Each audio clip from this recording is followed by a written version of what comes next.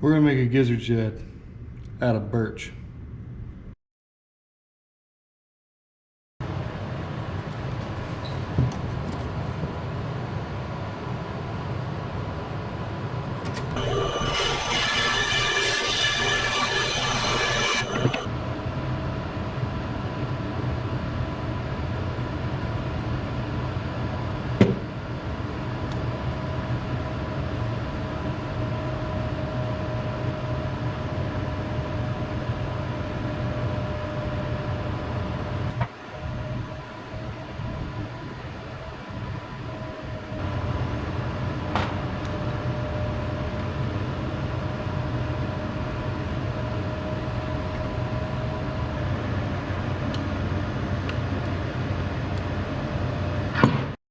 Alright, while we're waiting for the epoxy to set up on that birch wood, we'll go ahead and make some other stuff. I'll make a line tie, hook hangers, and then this bait's gonna have hinges. It's gonna be a jointed glide bait. Let's do that.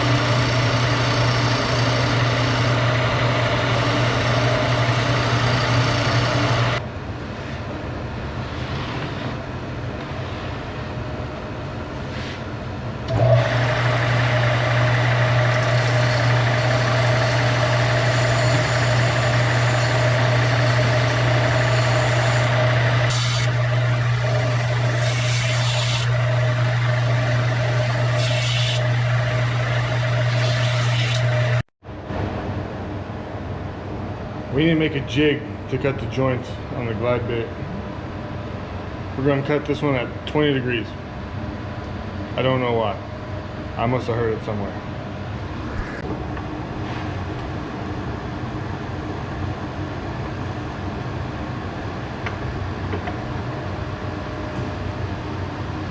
Yes, I took the guard off my saw.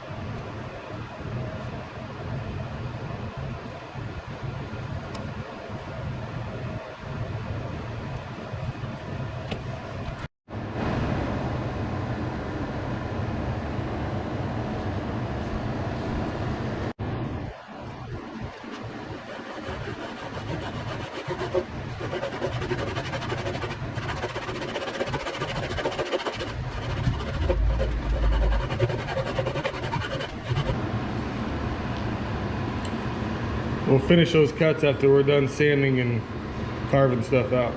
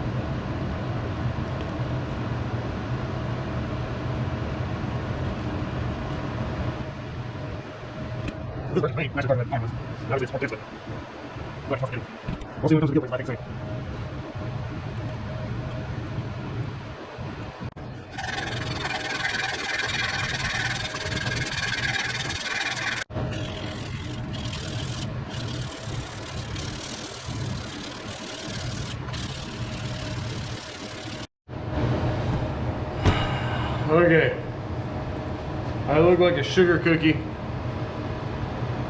and I'm done sanding for now. Now we gotta carve out the gill plates, drill out the eye holes, and a bunch of other crap, and then we'll sand some more.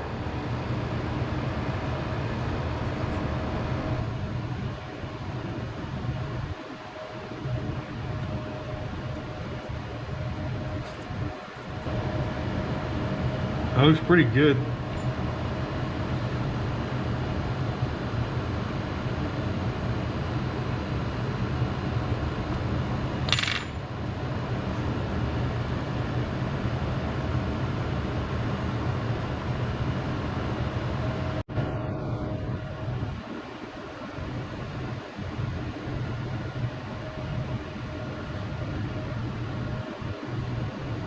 I figured this was going to be hard to farm on gill plates with detail, and it's brilliant anyway. Very much so. Yeah, really be patient. Really patient.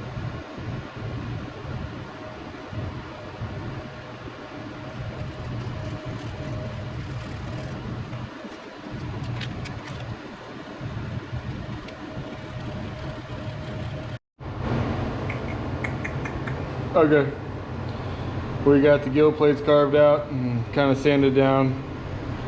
I'm not going to work too hard on getting them perfect because I'm going to foil this bait, and so that stuff's going to get covered up. I'll just use my embossing tool to recreate the indentions in the foil, so it doesn't have to be like super great. Now we're going to bring this bait to life a little bit and drill out the eye sockets, and it'll start kind of looking like something. Cool, let's do that. Something like that. It's going to look good for that. Needs to be deeper.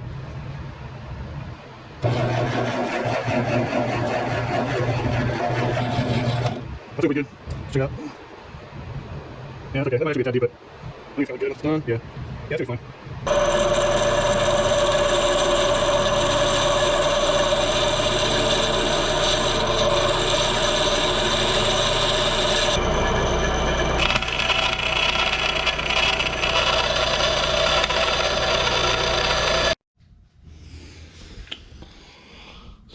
So after cutting the fins out, I'm kind of laying them on here.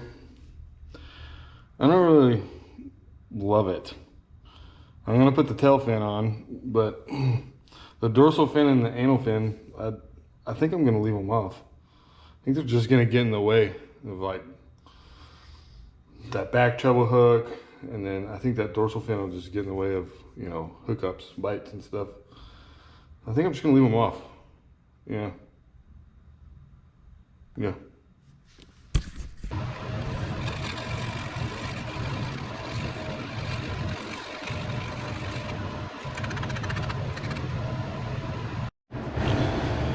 Okay, it's been like a couple days since I've been able to get out here and play with this lure. But, let's keep going. Let's drill some holes in it. And we'll seal it. I'm gonna seal this one with super glue, so plasticize, I guess. Is that the right word? Like the outer layer of the bait. Yeah, let's do some stuff and stuff. See how far we can get.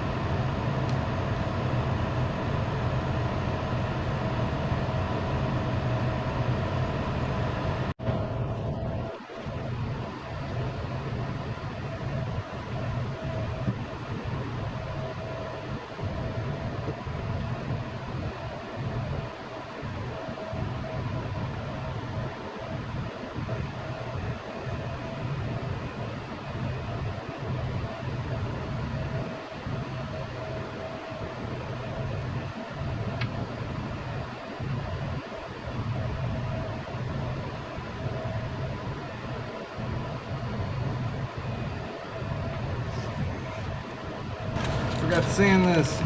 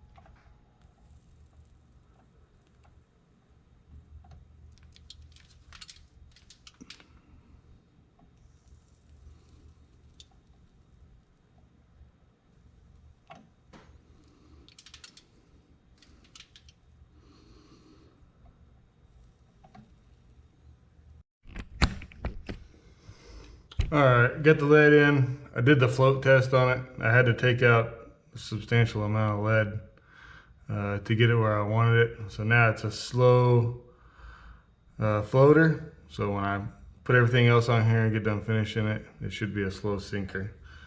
So now fill in those holes with some super glue and baking soda.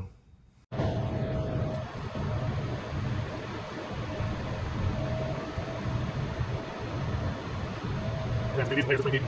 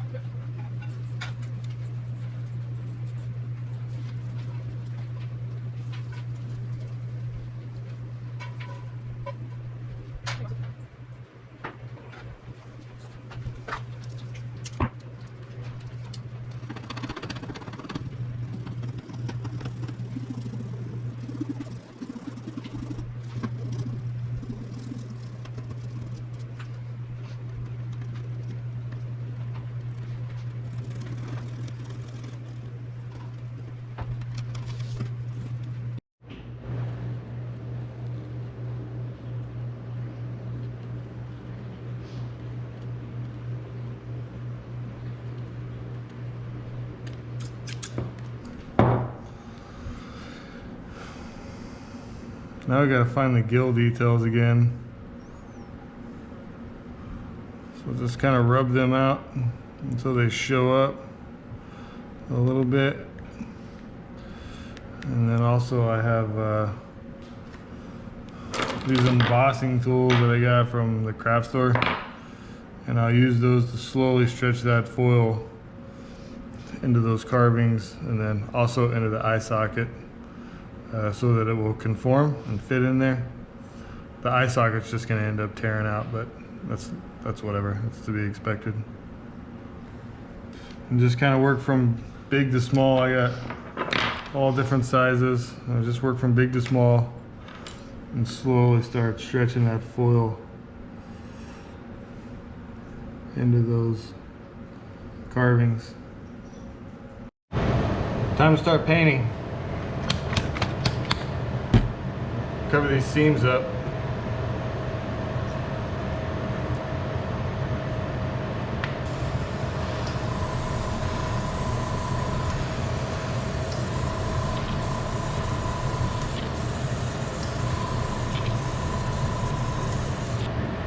Wipe off the overspray. I want this bait to be very, very shiny.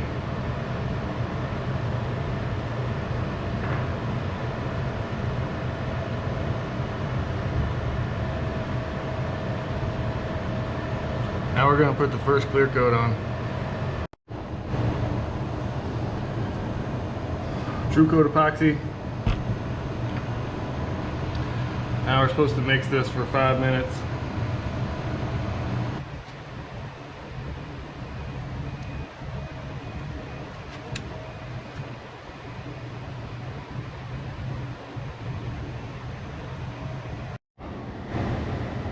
Okay, let's see if maybe we can finally finish this bait. Been working on this thing for like over a week. Every time I start working on it, something comes up, but here's where we're at. I had to kind of drill out the eye sockets again. The epoxy in there like built them up and the little cabochon wouldn't fit, but let's put just a little bit of color on this thing. We're not gonna go crazy with it. We'll paint the eyes, put the eyes in. I don't think I'm even gonna put any paint on the gill plate. I'm just gonna leave those how they are. Throw it on the epoxy wheel, and finally be done with it. Maybe. Pearl white.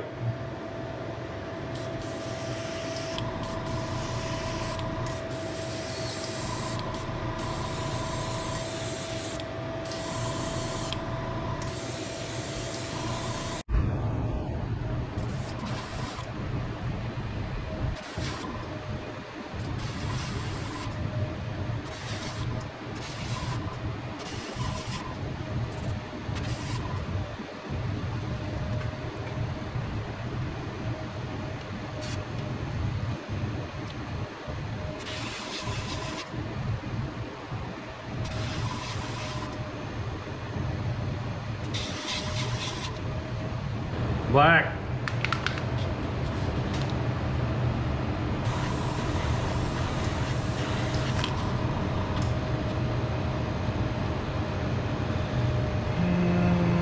think that's kind of how I want it. Maybe a little further on the shoulders. It just helps make that orange stand out, or I'm sorry, the purple stand out more. Orange, you know, orange one.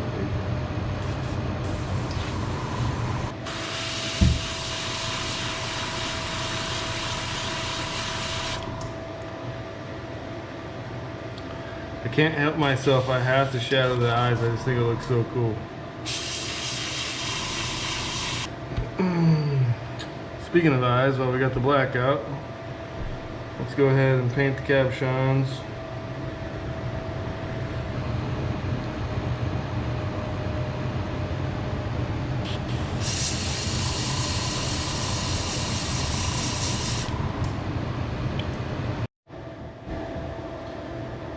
Color shift yellow, very cool.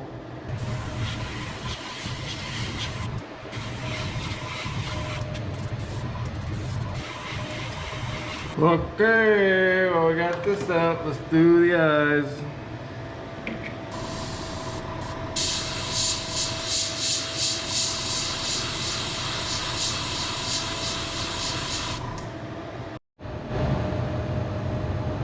Color shift purple, violet pastel.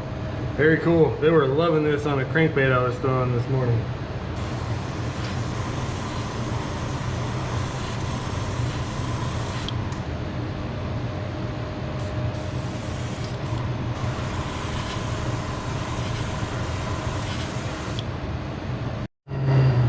Okay, let's finish the eyeballs. I'm gonna use like a color shift green for the rest of the eyeball, and then also I tipped the tails with some of that color shift yellow, and then, you know, just hit it with black to make it pop. All right, here's how the eyes came out. They're not super symmetrical, but still look pretty good. I think we can work with that. The last thing that I'm gonna do before we put the final clear coat on is I'm gonna use this right here. It's like these dragonfly colors or whatever. This one is a purple shimmer, and it's not gonna show up much on this bait, but it'll just be like just a little subtle hint of purple glitter, like microscopic glitter. If you paint it on a black background, it'll pop, it'll stand out a lot, but it'll be just a little accent on this bait. So when the sun hits it just right, boop, just a little more purple. I love purple here. Redfin and Shad have purple on them, and the bass go crazy for it. Trying to do this. It's actually so bad, I don't work. Wait, you a bigger diameter.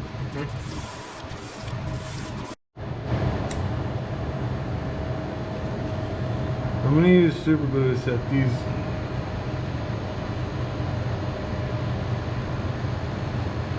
Last time I used epoxy, and epoxy is probably good, but it's like takes too long to set up. If you clear coat it too early after that, it will leave air bubbles around the eyes because the epoxy underneath them is still curing.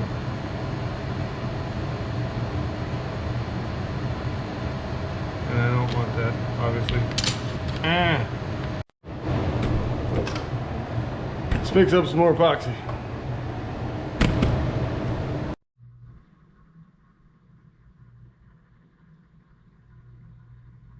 Bait's pretty much done. Last thing we gotta do is put in the hinges, put on some treble hooks, and go catch a fish with it. I don't know if I'm gonna put that in this video. Might put it in another one, but I'll definitely add that somewhere. Okay. The second first. What does it up? I'm putting the main side because I'm going to do these first because I have to. Because I angle these in. Just how much strength because they're kind of short. You can see I'm sure that I'm going to be weighing this container. So I angle them so like increase strength to pull out and then this box is pretty good strong line. I put a break before I pull out. So yeah, I'm just trying to do good. Trying to just time this thing. Okay, we're going to silence.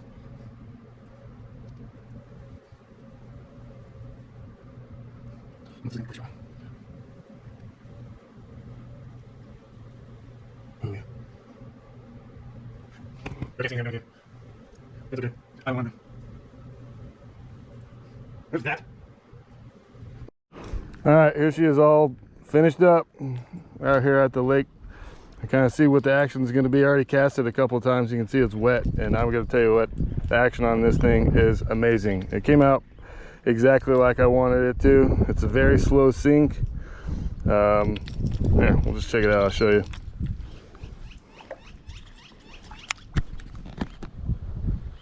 Super slow sink. Now let's check out the action.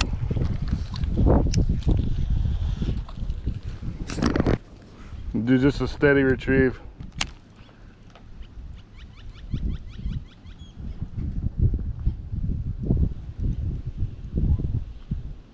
Just a steady retrieve.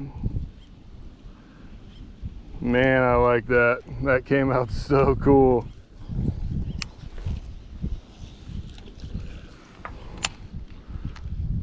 We'll put some twitches in there.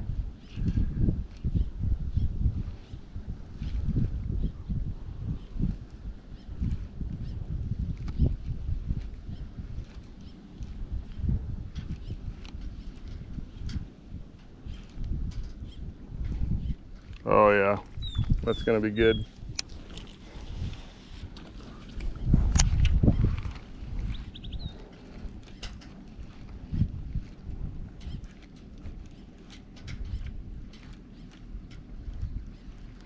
That's the best glide bait I've ever fished.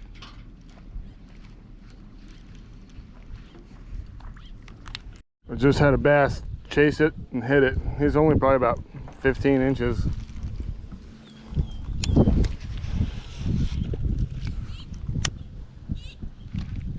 He's after it again.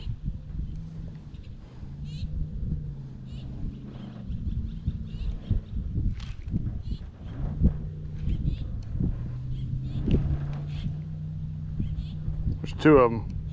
You see them down there?